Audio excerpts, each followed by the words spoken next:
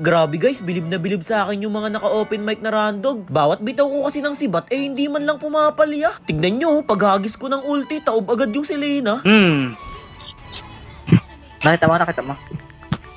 Napasabi pa ako ng bullseye sa kanya guys. Tapos maya maya umikot dito yung core namin. Natawa nga ako kasi mukhang hindi niya kaya yung katapat ko. Kaya ako na lang ang pumaslang rito. Ayan guys, pinasok ko pa nga sa tore. Walang nagawa eh. Matapos nun guys, nilapitan ko agad si Hellcart. Nangengialam kasi. Sabi ko sa kanya, halika na nga, ihatid na kita pa uwi. Pinakita ko kung paano tumipi. Wala pa nga ilang segundo guys, nabutas ko na agad yung tore sa top line. Kaya lumipat naman ako dito sa bot. Habang tinitira ko yung tore ng kalaban, yung Cupra bigla ba namang sumulpot. Pero hindi ko muna pinansin, ako nag-tower lock pa rin. Tsaka ako sumugod guys nung wala nang hahadlang sa akin. Nagtakbuhan agad sila nung ako na yung nanguna. Savage nga sana, pero nakontento na ako sa kills na dalawa. Ang ginawa ko na lang guys nag-capcut ako dito sa base nila. Ang lumapit sa akin may kalalagyan talaga. Pero sa hindi ko inaasahan, yung Ruby bigla akong hinila. Kaya ang nangyari, nagpapitas na lang ako sa kanila ng sadya bilang partida. Diba guys, tama lang yun para mamaya may laban sila. Pagkagising ko nga guys, may napansin akong nagkakagulo. Kumendeng-kendeng muna ako dito sa bato. Sabay bitaw na akala mo bulalakaw. Hindi ko muna pinatama para akalain nila na hindi ako pupunta. Nag-red lap na muna ako para pagpasok ko kargado. Kung inyo nga mapapansin guys, ang buhay na lang dito ay si Nana at ako. Ngunit hindi nyo ako makikita, nahihingi ng saklolo. Si Granger muna ang aking inuna. Sa sobrang sakit ko ay hindi na nagtagal pa. Lakas nga ng loob ni Clint na lumapit sa akin